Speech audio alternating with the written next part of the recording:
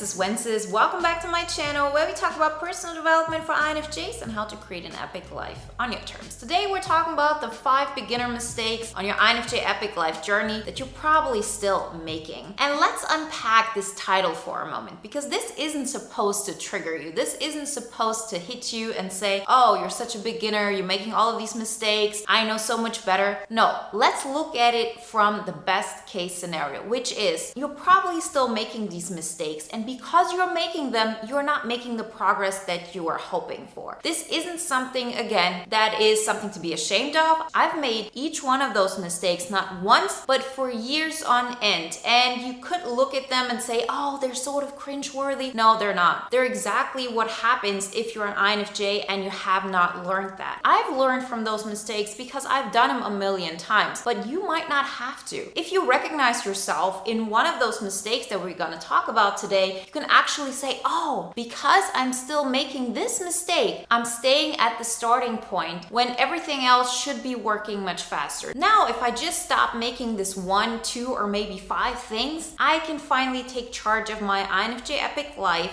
and move forward like a bulldozer. That's where we want to get to. We all want to feel like this is an exponential growth. It is fun. You don't feel like you're stuck and things are just moving smoothly. You're completely in flow. Before we get into the 5 mistakes, remember that the next Epic Life Bootcamp is starting this Saturday, May 22nd. You have time until then to sign up, and if you sign up until the 17th, so this Monday, you also can use an early bird offer. The link is in the description. And this time we also have a payment plan. So head on over, join our movement, and let's take this epic life creation for INFJs to the next level. So let's get started. Mistake number 1, expecting people to know that you're something special. This is something that so many INFJs actually go through because in a lot of ways we can live in our head. As long as we can live in our head, we can keep up a certain fantasy. We can keep up the fact that another person also recognizes a greatness we recognize in ourselves. This might sound conceited, this might sound like nothing an INFJ would actually admit, but it's the truth. We always feel like INFJs are martyrs or INFJs are hidden heroes, we're helping others, but in a lot of ways, this comes from a sense of grandiosity. And I can say this because first off, I've experienced this myself more than once. As I said, I've done this over and over and over again. And second of all, because this is that a lot of INFJs reveal to me once we work a little closer with each other and we recognize, okay, I can trust her. We are in a position where we can be open about these things, because once you do, you recognize that this is something that so many of us have. So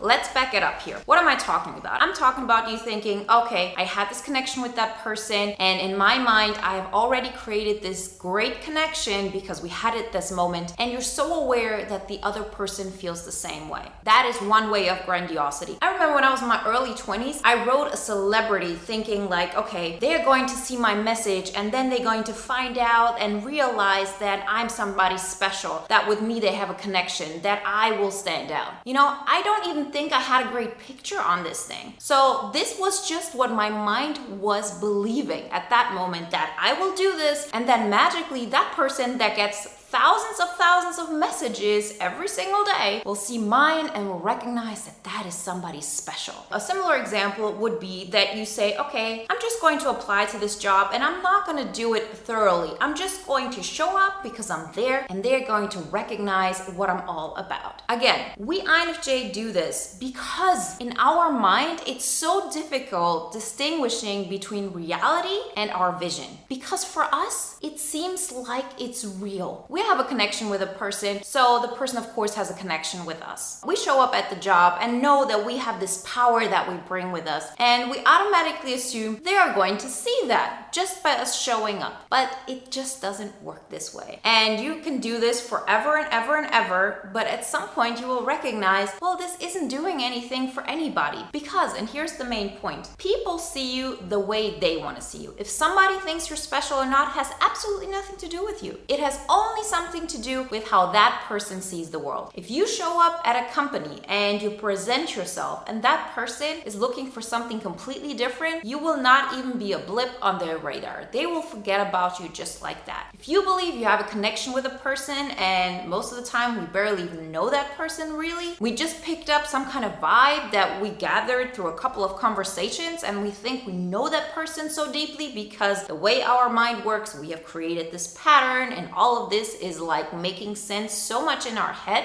If we do this, what happens? We continuously get a slap in the face and get told, or through action being shown, that no, you're not right. There was something, but it wasn't really interesting to me, or you were too intense, or whatever it is. Like, there's so many reasons why things are not working out, but the main point to recognize is that we cannot wait for other people to see our greatness and then do something about it. We cannot hold ourselves back thinking that one person or one organization or whatever it is will see our value, and then we can open up, then we can shine, then we can start growing. Again, this is something that happens to a lot of INFJs. I'm not ashamed to admit that I used to do this all the time, and if I would have told this to my friends, they probably would have thought I'm completely crazy. And I think I've told some of my friends some of this because I said, oh, okay, I can dare to say this, and they all knew, yeah, you're kind of like out there. But it didn't really matter to me because I thought, oh, my life is different. The way I think is different. The way I connect with the world is different. Yes, it is, but that doesn't make other people different. Again, just because you have something special about you, that does not mean that anybody will recognize it unless you make it real. And the only way to make this real is if you stop waiting for it. You stop expecting other people to see your greatness. Get to a point where you recognize nobody will ever experience your greatness like you can experience it. How could they? They're not in your mind.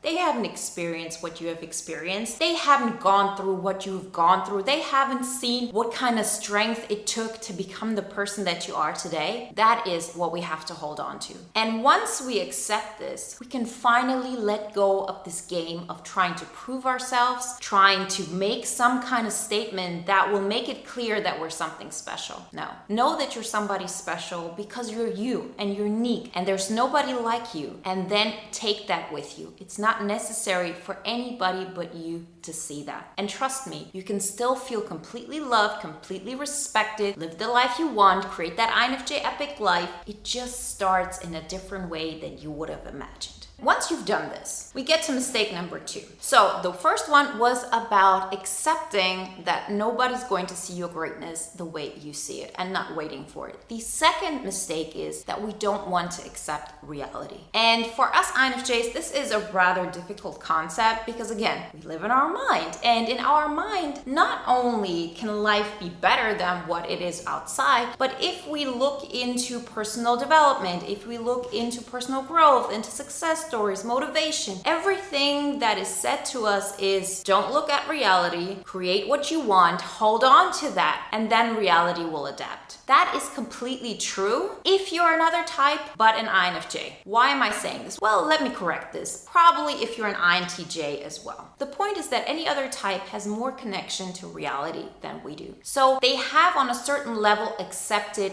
what is. That doesn't have to be something positive. It can be something negative because they take it on as I can't change my reality. This is how it's going to be forever. But what we do, and what is one of the biggest INFJ mistakes, is that we don't connect to reality. And if we don't connect to reality, guess what? We cannot change it. And you cannot create something out of your mind alone. Yes, thoughts have a vibration. Yes, thoughts become things. Thoughts become reality. But in order to make that happen, we also have to take inspired action. Nothing happens by you sitting on the couch and just thinking about something. I've talked about this in other videos. We don't have to do all the things. We don't have to be the busiest, the most productive. We don't have to do all the things, but we have to do the right things. We have to do certain things. We have to take steps we've never taken on. We have to do something that is externally observable. That is how you connect your mind with reality. You start start living out something that not only feels good in the moment in your head, but you actually feel like you're growing. You cannot feel like you're growing if your reality stays the same. Your reality has to change with your mind.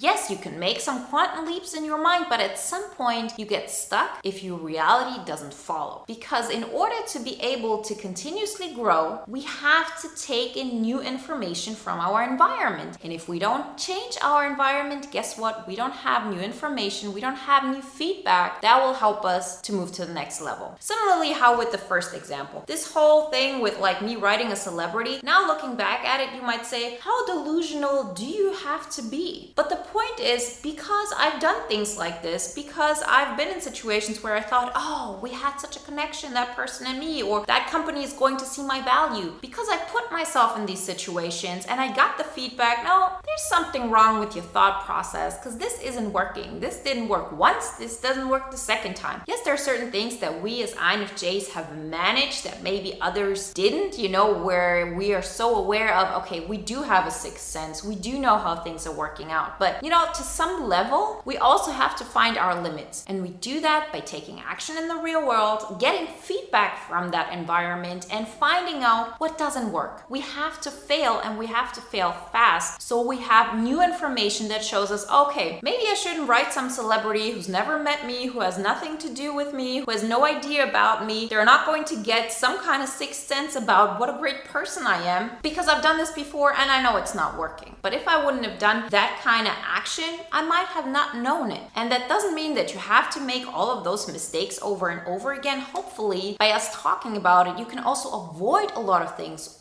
and that would be even better, to recognize yourself in these things. To recognize that this is something, yes, you did as well. I'm not saying that you necessarily wrote a celebrity, but the sense of it, like all of this INFJ not being in connection with the real world. Back to our main point. We have to accept reality, meaning if my life would never get better than what it is right now, I would be okay. And in order to get to that point, we have to first off accept what is. So don't think about, okay, if I find that one person, my life will make sense. If I get that one job, my life would make sense. What is going on right now? How can you accept your current reality if you always dream about what needs to happen in order for you to be okay? The best way for us INFJs to take this on is what I have found for us to say, what if my life never gets better than what it is right now? Imagine that. Confront yourself with that. Allow the pain of, oh, I'm wasting my life. This isn't nice. Like, I don't have the friends I want. I don't like the city I live in. I don't like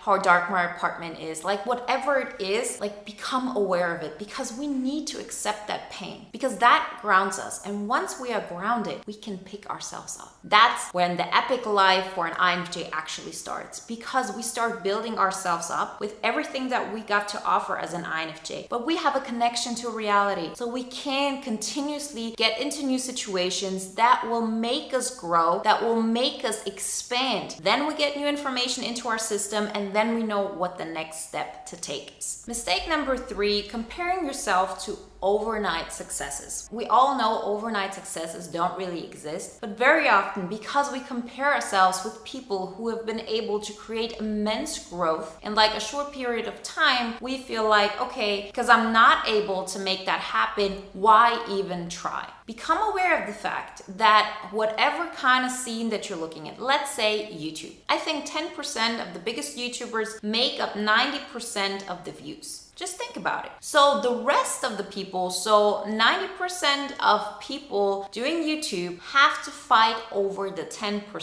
left. So what are the things we always see examples of? Most of the time we see the top 10%. That is what we see. And so these are the only examples we're really aware of. Yes, we have smaller YouTubers here and there. I'm definitely not a big YouTuber. I'm not at those 10% yet. I think maybe like, in the 15%, but definitely not like in the huge amounts and these things that people are considered to be like, oh, you're a successful YouTuber. You have over 100,000K subscribers, whatever it is. You look at this thing and then they talk about how you made so many views within 1 year. Okay, now I'm starting my YouTube channel and the first video has 10 views, the second one has 20, and then you think, oh, I will never have success. Or you start with 2 views and then it's 5 views. The point is you just doubled your views. And you can't compare yourself to some kind of outliers who made it happen and thinking of, if I don't make it like them, then none of this makes any kind of sense. We as INFJs tend to do this even more often than other types because we look at that success story and we attach emotions to it. We attach some kind of feeling of, oh, I would feel so great if I would be able to do this. What we fail to recognize is that we are choosing to attach this feeling to that kind of outcome. When in the end, we have to understand, oh, me looking at this kind of example is just a matter of what I can do to grow. The biggest growth, the biggest thing that made me the happiest in all of this was the first comment I read when somebody said, oh, you're changing my life. This is helping me like nothing before. It was the first book I saw where people wrote me that is helping them forever. It's not the money that I make now. It's not all of the views. These are great things and I'm excited about it and I continue to grow and I love the process. But this feeling that made me feel alive, that came in the beginning because I chose myself. Because I wasn't waiting for somebody else to choose me. And I wasn't looking anymore at, if I'm not able to achieve that kind of result and be that person, then I'm a failure, so why even try? The point is to become somebody who continuously grows, because this is what makes us INFJs feel alive. And that excitement can happen right away. It's about tackling your biggest fears. It's about showing up and doing something that you're afraid of because you're going to be judged. It's about continuously putting yourself in situations that will make you grow, that will get you more and more in control of creating your INFJ epic life. Stop comparing yourself to those overnight success stories because they're just this little example of how it could go, and it does not mean that if you're not able to do this, you cannot live a fulfilled, happy, and incredibly successful INFJ epic life.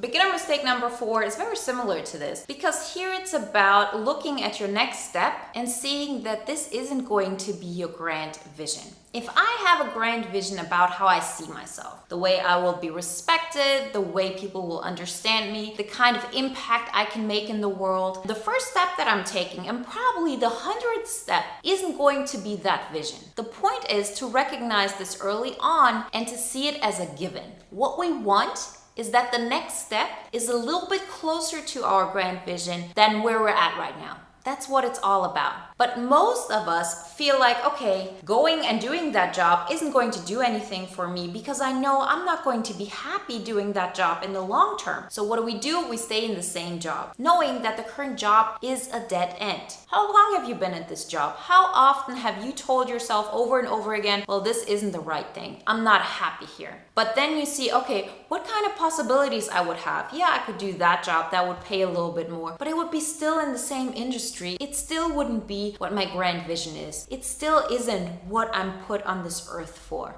And so we stay in the same position and we sort of ignore those thoughts of, oh, there's something bigger here. But what we have to do is to understand that that next step not only is going to improve our current situation, so we really pick up our reality where it's at, because let's say it pays more. When we have more money, guess what? You can allow yourself a better life. When you have a better life, your vision gets better. You get used to a higher sense of abundance, and when you do that, you automatically see the next right step to take. These are things that are happening over and over again. You don't know what that job entails. You have an idea what that job is all about. But every single time you choose not to take a step because it doesn't seem like the right fit and you stay stuck, you have already lost. Taking that step, knowing it's not going to be your end result, your end vision, does not mean that you shouldn't take it. This is extremely important for us INFJs who are like these big picture thinkers. We have to think, what is the next right step I can take? I always use this metaphor, maybe this mountain isn't the right mountain for me, but if I climb this mountain, I will have a much better view and I can see which next mountain could be closer to where I want to go in the long term. We might never reach that grand vision because this grand vision is elusive in itself. We very often change it, make it bigger with every step we take. Our point is to get to a position where we want to lean into it. We want to get closer to it. That's going to make the difference in your life. And not the fact that this job isn't exactly what I want and it still has like so many things that I have to take into consideration. Is it better than what you're currently doing? Is there a way to grow for you where you're currently at? If there's not, then every single little thing will be better than this. Because even if it's a big failure,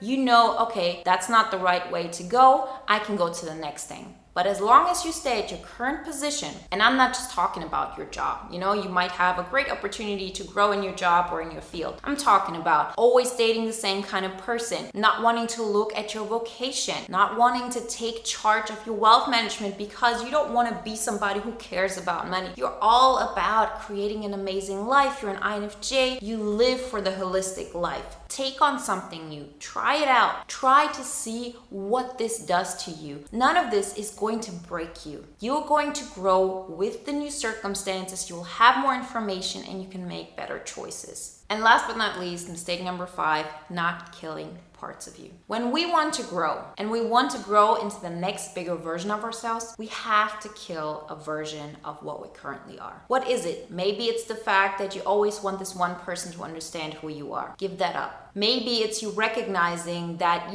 in the current situation, you're not going to prove how smart you are. That's okay. You don't need to prove it. You need to kill that part of you that needs to prove that point in that situation. Let go of that game. Very often we have to lose a game so we can step out of it and get to a higher level. We have to remove certain parts of ourselves. We have to declutter parts of ourselves in order to make room for something new. If you feel like, okay, if I stop watching TV at night, then my life is going to be boring. Yeah, do that. Make your life boring. If you cut out those things that aren't going to help you grow, because watching TV at night because you have FOMO isn't going to make you feel better in the long run. If you're able to cut those things off more and more and more, you will have excess energy that can only go one way, in the way of your growth. You can then create an emotional connection to doing things that actually help you grow. Because yes, at first they might seem more difficult than getting the quick release from watching television, but you will learn that just because something is a little bit more difficult at first, that does not mean that it won't make your life easier in the long run. I can go to bed at 9 o'clock every night, not feeling like I'm missing out anything, because I know that the next day is going to be exciting and I'm not missing out on anything. But in order to get there, I had to cut off certain things more and more over and over again that were just a quick release, that were just like an escape, that were just a numbness. They weren't helping me to grow. Kill parts of yourself. You know that just because it might give you a quick release, it's not the solution. Remember, if you want to go way deeper into this, then join the INFJ EPIC Life Bootcamp. We have great results there. This isn't just a one-time thing. Every time in the future when we do bootcamp again, you automatically have access. We have a Facebook group. I'm really excited about the payment plan option because it makes it accessible to a lot of you. And if you join by tomorrow, you also get access to the early bird offer. It's $100 off. So even in the payment plan option as well as in the full price, you can do this if you join now until tomorrow. Use the link below. And if you want to watch another video now that is in alignment with today's topic, watch the video on INFJ, the successful couch potato. Like always, guys, I wish you a wonderful day, a great week, and I'll talk to you next time. Bye.